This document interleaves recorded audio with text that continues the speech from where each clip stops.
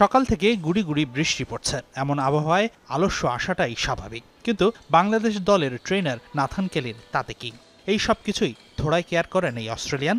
দেখতে সুদর্শন নিখাত ভদ্রলোক মনে হলেও কাজের বেলায় এক বিন্দু ছাড় দেন না কেলি। ইনসেক্ট রিপেলেন্ট মাস্টার ব্যাচ যুক্ত আরএফএল ওয়াট্রো, কাপড় যত্নে রাখার নাম্বার 1 সলিউশন। বাংলাদেশ দলের সবচেয়ে ফিট ক্রিকেটারদের তালিকার সবার উপরের দিকেই থাকবেন নাজমুল শান্ত, মেহেদী হাসান মিরাজরা।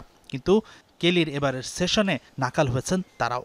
স্ট্যামিনা, স্পিড আর স্ট্রেংথ বাড়ানোর ট্রেনিং হয়েছে এবারের সেশনের। নাথান কেলি ক্রিকেটারদের হাতে নাতে শিখিয়েছেন কৌশল।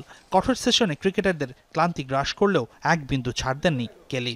আর সেই ক্লান্তির সাথে লড়াই করেই সেরাটা নিংড়ে দিয়েছেন ক্রিকেটাররাও।